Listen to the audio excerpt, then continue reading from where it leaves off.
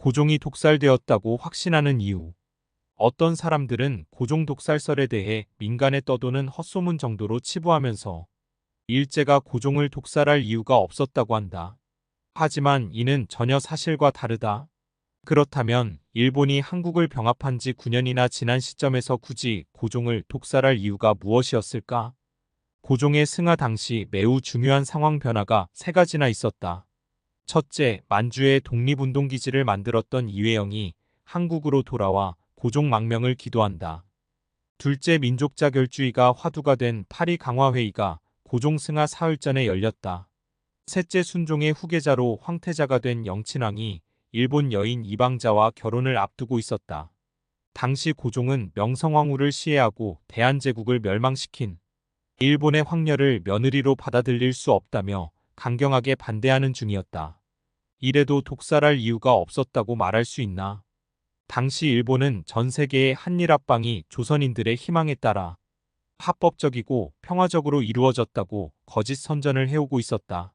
일본으로서는 어느 때보다 고종이 해이금 일사 사건 같은 일을 다시 저질러 국제 망신을 당할까봐 염려하고 있었다.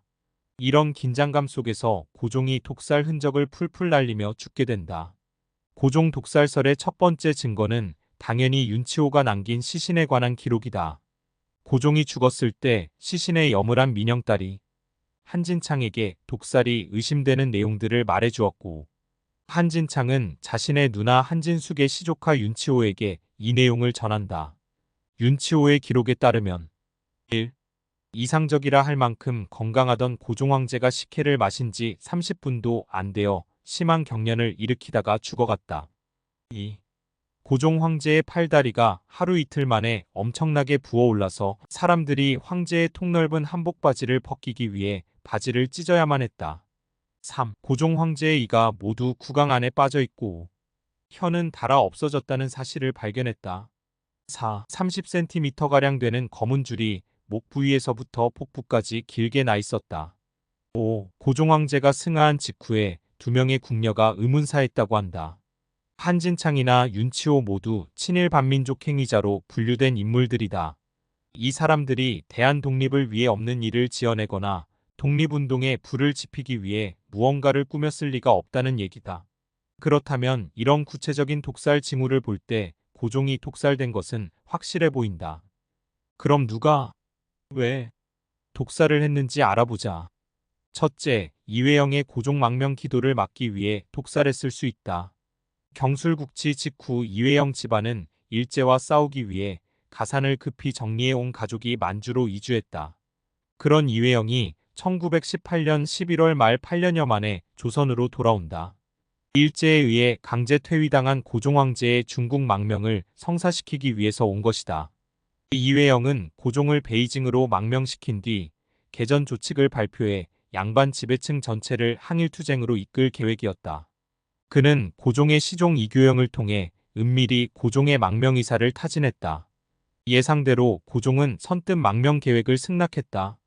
베이징에 고종이 거처할 행궁도 빌리는 등 모든 준비를 마치고 거사만 남겨놓은 시점에서 고종이 급작스럽게 서거한다.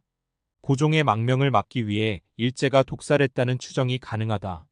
첫 번째가 추정이라면 두 번째 독살설은 훨씬 더 신빙성이 있다. 제1차 세계대전 청산을 위한 파리 강화회의가 1919년 1월 18일에 개최된다. 고종이 승하한 날은 1월 21일로 파리 강화회의 개막 사흘 뒤였다.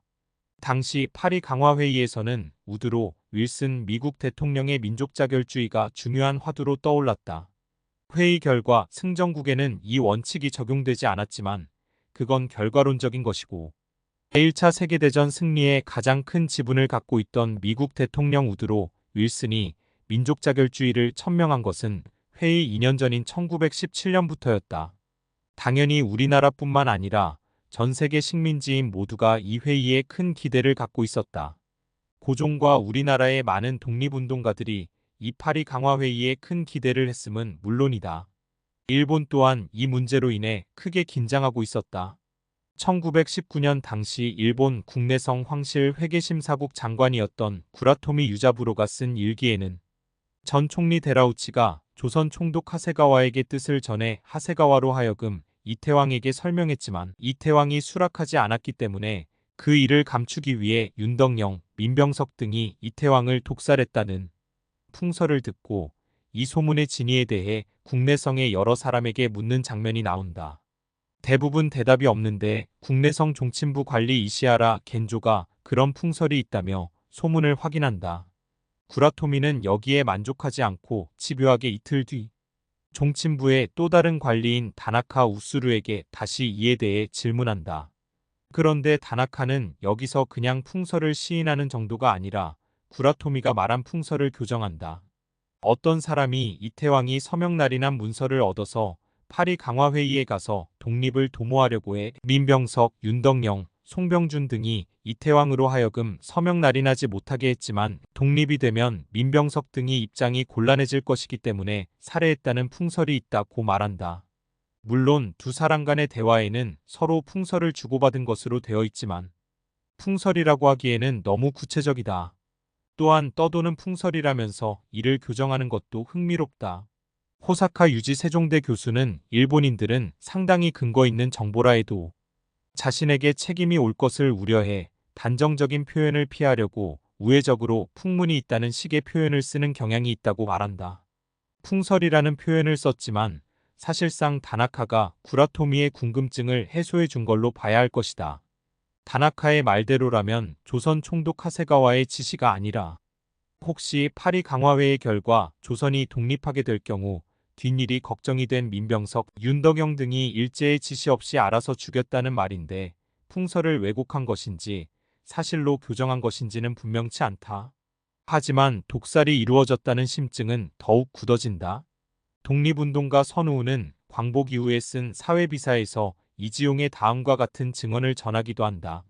고종은 독립운동 자금으로 쓰려던 황실 소유의 금괴 85만 양을 12개의 항아리에 나눠 비밀 장소에 매장했고 그 장소가 그려진 보물 지도를 신하에게 맡기고 탈출하기 직전에 정보가 센 탓에 일제의 사주를 받은 한상학과 이완용에 의해 독살당했다고 한다. 민병석, 윤덕영, 한상학 등은 일제에 의해 궁궐 관리로 임명되어 고종을 지금 거리에서 시중들며 감시하던 사람들이다. 이 중 누가 독살을 했는지 일제가 지시했는지 아니면 혹시 독립이 되면 역적으로 몰릴 것을 우려한 궁궐 내 친일파 관리들이 죽였는지는 분명하지 않다. 하지만 윤치호가 적은 시신의 독살 흔적과 궁녀 의문사 등 여러 독살 정황을 볼 때 그리고 당시 왕위를 잇게 될 황태자 영친왕이 일본 여자와 결혼하는 것에 격분해 있던 고종이 이회영의 망명 권유와 파리 강화 회의 개최 등 조선 독립을 위한 호조권 속에 건강하던 고종이 각각이 죽었다는 것은 우연일 수 없다. 고종은 독살된 게 분명해 보인다.